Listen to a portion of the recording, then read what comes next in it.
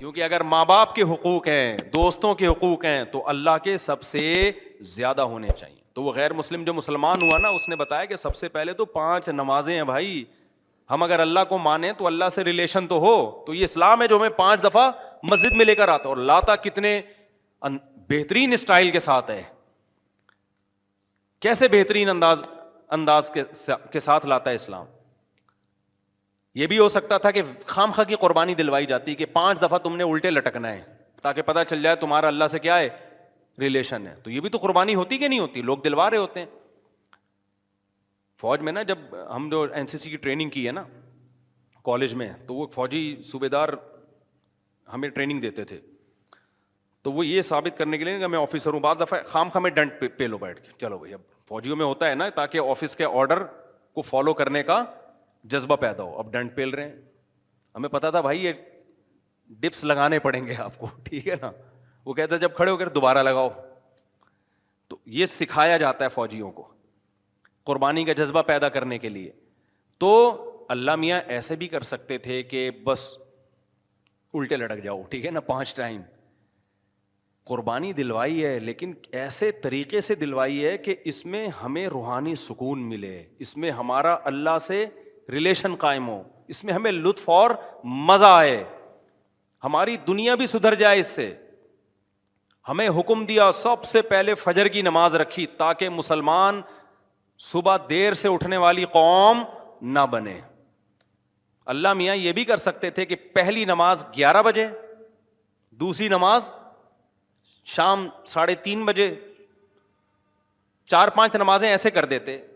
جہلم والی سرکار نے تو کر دی, فجر رکھی ہے اور ظہر کے بارے میں بولا ہے کہ عصر سے 20 منٹ پہلے آپ ظہر عصر پڑھ لیں اور غروب آفتاب ہوتے ہی مغرب عشاء بھی اکٹھی پڑھ لیں. تو یہ عملی طور پر 2 نمازیں ہوئی ہیں, ٹھیک ہے نا. 5 نمازوں کا مطلب ہوتا ہے اپنی تمام مصروفیات کو دوبارہ سے فارغ کر کے نماز کے لیے آنا. ظہر میں آپ سارے کام چھوڑ کے آتے ہو, پھر واپس چلے جاتے ہو, پھر عصر میں الگ سے آتے ہو, پھر واپس چلے جاتے ہو, پھر مغرب میں الگ سے آتے ہو, پھر واپس چلے جاتے ہو, پھر عشاء میں الگ سے آتے ہو. یہ 5 دفعہ قربانی دلوائی جا رہی ہے. اگر اس طرح سے نمازیں اکٹھی کرنے کا اسلام میں حکم ہوتا تو 3 دفعہ قربانی ہوتی, 5 دفعہ قربانی نہیں ہوتی. دیکھو ہم ظہر سے پہلے 4 سنتیں پڑھتے ہیں اور 4 فرض پڑھتے ہیں. ان سنتیں پڑھنے میں کوئی قربانی ہوتی ہے ہمیں؟ اس لیے کہ تو نماز کے لیے آئے ہوئے ہی ہیں نا. تو اگر ہم 4 فرض کے ساتھ 4 عصر بھی پڑھ لیں تو عصر کی قربانی تھوڑی ہی پھر یہ.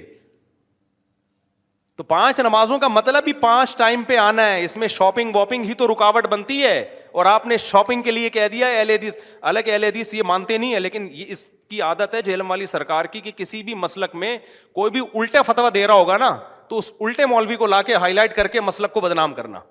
تو ایک اہل حدیث کا وہ چلایا کہ ایک اہل حدیث کہتے ہیں کہ میں جب 12:30 بجے شاپنگ کے لیے جاتا ہوں نا اپنی بیوی کو لے کے, تو 12:30 بجے ظہر کے ساتھ کیا پڑھ لیتا ہوں.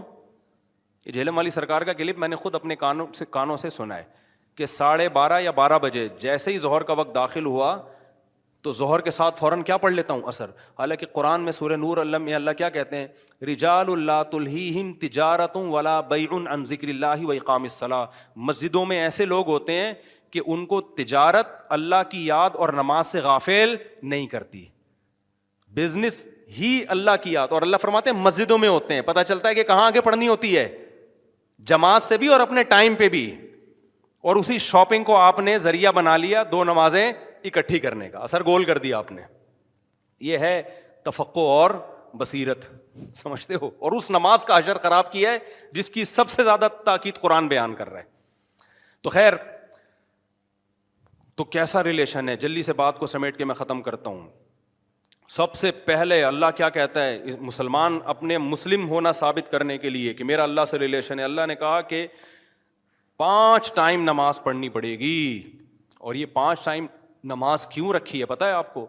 کیونکہ وقت میں بہت بڑی تبدیلی ہوتی ہے. اللہ کہتے ہیں جب بھی اس کائنات میں بڑی تبدیلی ہوگی تو سب سے پہلے میرے سامنے سجدہ کرو گے, اس کے بعد اپنے کاموں میں لگو گے.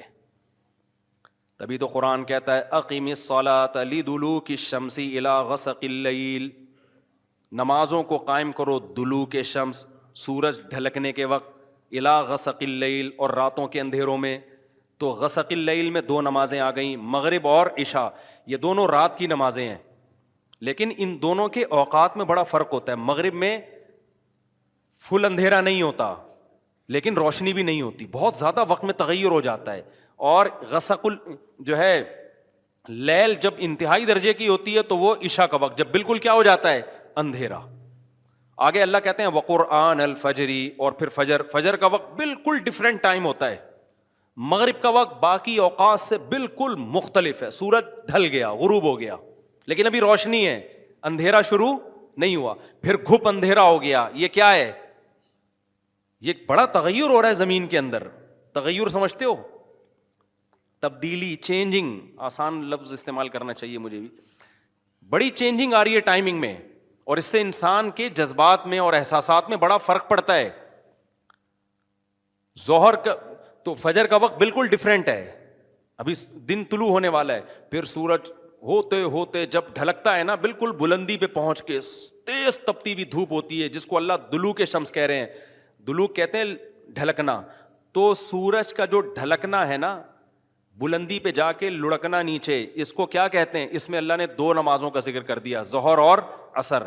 اس لیے کہ دلوک جو معتدبی ہوتا ہے, گاڑی اردو پھر استعمال کر رہا ہوں, معتدبی قابل ذکر دلوک, وہ ایک عصر میں ہوتا ہے, ایک ظہر میں ہوتا ہے.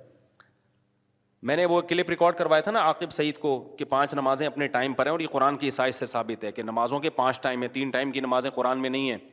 تو اس پہ میں نے کہا تھا کہ دلوک شمس ہے نا, سورج کا ڈھلکنا, تو معتدبی ڈھلکنا, قابل ذکر ڈھلکنا ایک ظہر کے وقت ہوتا ہے, ایک عصر کے وقت. کیونکہ عصر کے وقت 45 پہ آ جاتا ہے, اور ظہر کے وقت بلندی پہ جا کے ڈھلکتا ہے. تو اس کے نیچے کے لوگوں کے کمنٹس آئے ہوئے تھے کہ اگر قرآن کا یہ مطلب ہے ڈھلکنے کے وقت, تو پھر تو ہر وقت سورج ڈھلک رہا ہے. سمجھ میں آیا پاگل کسے کہتے ہیں؟ یہ ہے مجتہدین, یعنی ان کا دعویٰ یہ تھا کہ 3 وقت ہیں نماز کے قرآن میں, ظہر ہے اور عشاء ہے اور فجر ہے. تو 3 وقت سے یہ ثابت کرنا چاہتے ہیں کہ ظہر عصر ملا کے پڑھ لو اور مغرب عشاء ملا کے پڑھ لو. اصل میں 3 ٹائم ہے, یہ غلط ہے. دلوک شمس کا لفظ ہے قرآن میں, اور دلوک سے مطلق دلوک مراد ہے, اور مطلق سے فرد کامل مراد ہوتا ہے. جو معتدبی, دیکھو فرد کامل کو میں مثال سے سمجھاتا ہوں. پہلے میں یہ جنہوں نے اعتراض کیا نا اٹھ پٹانگ قسم کا, ان کے اعتراض کا جواب دوں. یہ کہتے ہیں ہر وقت, واقعی ہر وقت تو دلوک ہو رہا ہے, لیکن اس کا تو کوئی بھی قائل نہیں ہے. ایسے تو 1 کروڑ نمازیں ہو جائیں گی. ابے سورج بلندی پہ جا کے جب تک پورا غروب نہیں ہوتا تو ہر سیکنڈ ڈھلک ہی رہا ہے نا, تو کیا ہر سیکنڈ میں نماز پڑھیں گے؟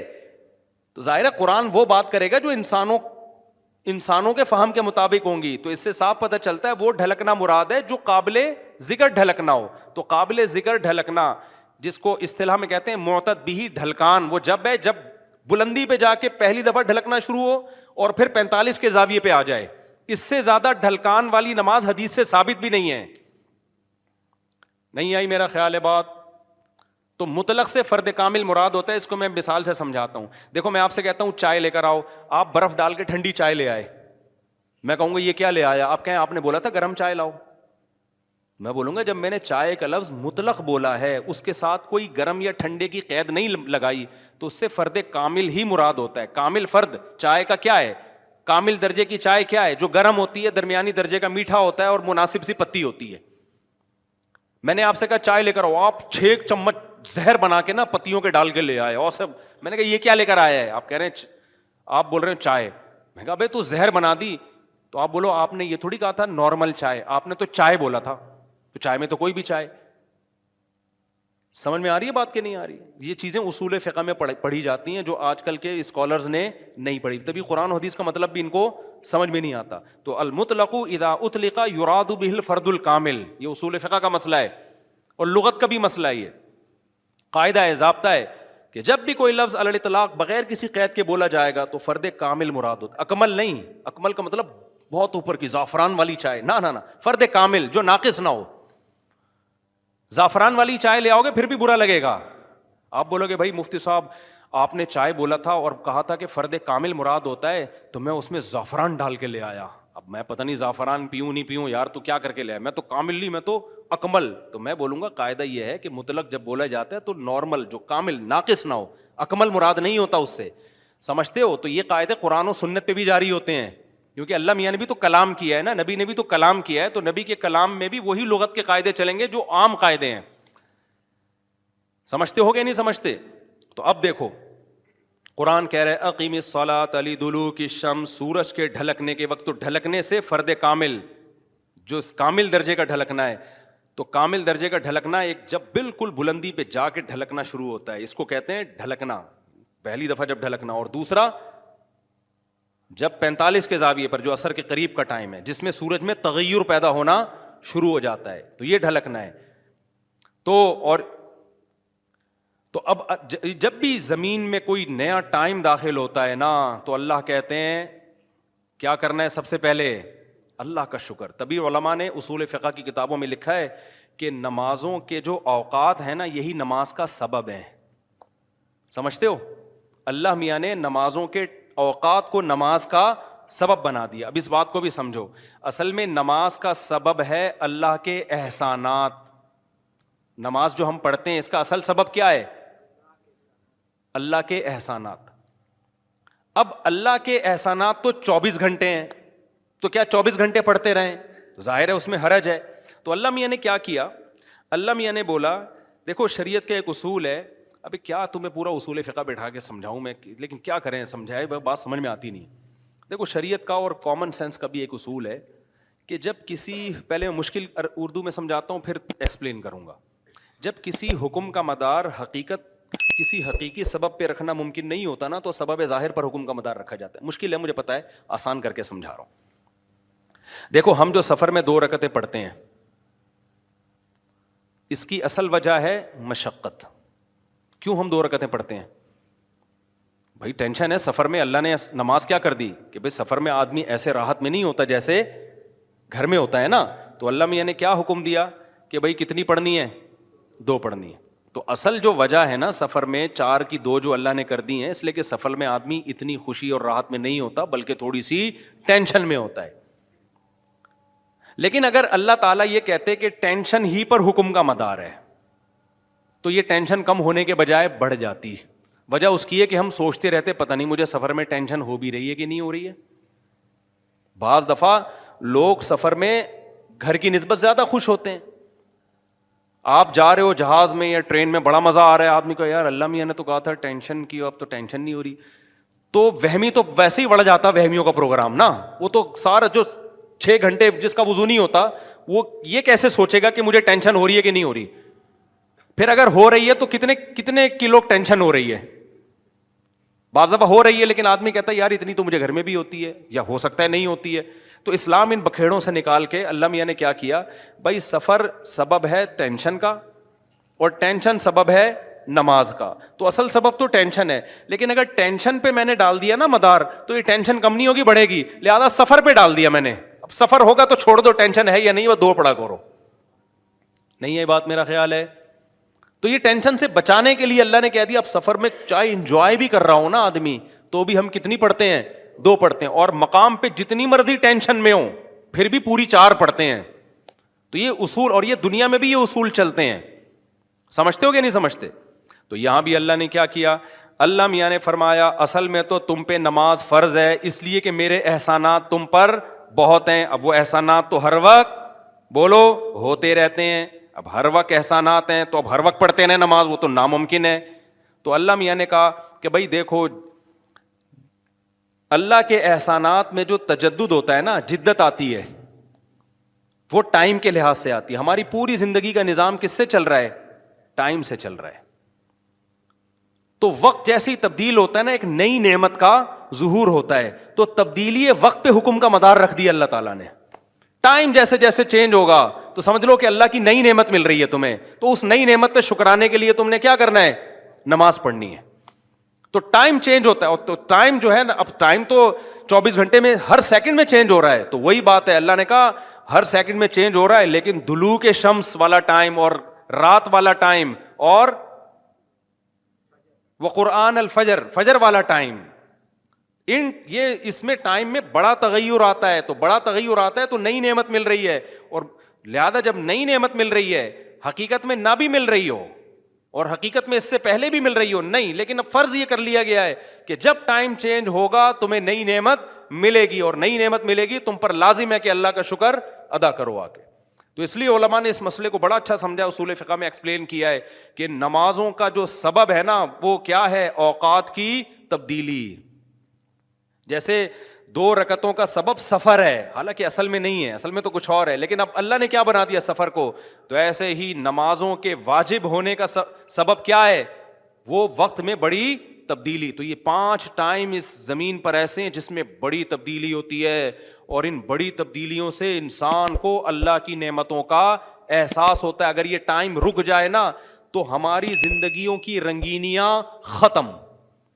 صرف فجر ہی کا ٹائم ہو، ظہر میں جو الگ سی انسان کی فیلنگ ہوتی ہیں، عصر میں الگ فیلنگ ہوتی ہیں، مغرب میں الگ. انجوائے کرتا ہے انسان لائف کو. نہ ہر وقت اسے مغرب کا ٹائم چاہیے، اسے عشاء بھی چاہیے، لیکن ہر وقت عشاء نہیں چاہیے. اسے فجر کی بہاریں بھی چاہیے، لیکن ہر وقت فجر کی بہاریں نہیں چاہیے. اسے دوپہر کی چلچلاتی دھوپ بھی چاہیے، ہر وقت نہیں چاہیے. شام کی ٹھنڈی چھاؤں بھی چاہیے جو عصر کے ٹائم ہوتی ہے. اور کیسے سمجھائیں میرے بھائی، میرے پاس اس کے علاوہ. تبھی تو 5 نمازیں ہیں، تو 2 نمازیں اکٹھی بیٹھی نہیں ہوتی، سمجھ رہے ہو؟ کیونکہ اوقات 5 ٹائم چینج ہوتے ہیں اور بڑی تبدیلی آتی ہے، تو 3 ٹائم کیوں پڑھ رہے ہو بھائی تم نماز؟ باقی قرآن و حدیث کے حوالے کیا ہیں وہ میں انشاءاللہ بھی ریئیکشن ریکارڈ کرواؤں گا، اس پہ وہ آ جائیں گے. تو میرے بھائی، تو یہ اسلام ہے جو ہمیں کہتا ہے کہ جب وقت میں بڑی تبدیلی ہوگی تو تمہیں اللہ کی نعمت کو واقعی ہوتا بھی ہے. آپ رات کو سو جاؤ ٹائم پہ، صبح صادق کا وقت جب ہوتا ہے نا، نیند پوری ہوتی ہے. خدا کی قسم دل میں ذرا سی بھی اللہ کی محبت کا جذبہ ہونا تو انسان کے دل میں اللہ کی محبت کی چنگاریاں پیدا ہوتی ہیں صبح کے ٹائم کو دیکھ کے کہ میرے رب نے مجھے رات کو سلا دیا اور بالآخر اب سورج دوبارہ سے نکل کے اپنی ذمہ داری پوری کرنے والا ہے. دل چاہتا ہے اللہ کو راضی کروں، اٹھوں، میں اللہ کے سامنے جاؤں. ہم تو پوستیوں کی طرح، میجورٹی تو سو رہی ہوتی ہے نا، اٹھتی 12 بجے ہے کم وقت، اس کو کیا پتا وہ صبح اور وہ چھاؤں ستاروں کی اور وہ نور. شاعر نے کہا تھا، اگلا مصرع بھول گیا کیونکہ نبی میں رٹا لگا کے یاد کیا تھا 9th کلاس میں اردو ادب میں. وہ صبح اور وہ چھاؤں ستاروں کی اور وہ نور، دیکھے تو غش کرے ارینی گوئے اوجے تور. واہ واہ، اب یاد آ گیا. آپ کو سمجھ میں نہیں آیا ہوگا کیونکہ اردو برباد ہو رہی ہے. شاعر نے کہا ہے ارینی، موسیٰ علیہ السلام نے کوہ طور میں کہا تھا نا ارینی، اے اللہ مجھے اپنا جلوہ دکھا. تو گوئے اوجے تور، تور کے پہلو سے جو آواز آئی تھی نا ارینی، تو وہ والا منظر، وہ روحانی منظر ہوتا ہے. وہ صبح اور وہ چھاؤں ستاروں کی اور وہ نور، یعنی ستاروں کی چھاؤں کے بعد جب صبح پیدا ہوتی ہے نا تو وہ کوہ طور والا منظر، روحانی منظر پیدا ہوتا ہے جب کوہ طور سے موسیٰ علیہ السلام کی ارینی کی آواز آئی تھی.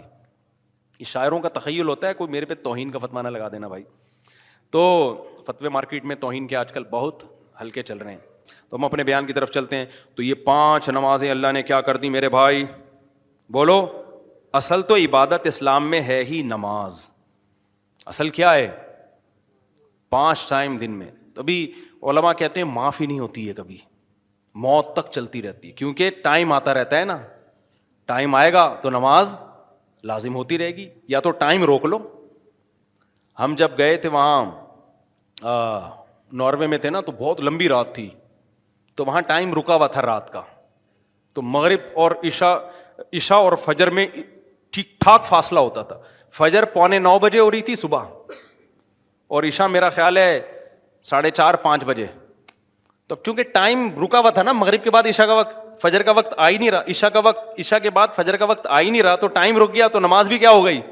رک گئی. ٹھیک ہے، دیر سے پڑھو اب.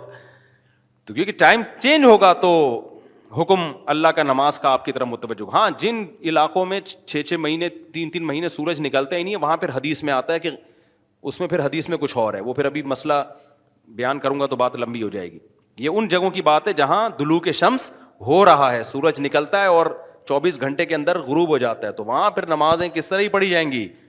ٹائم کے ساتھ اللہ نے اس کو جوڑ دیا ہے.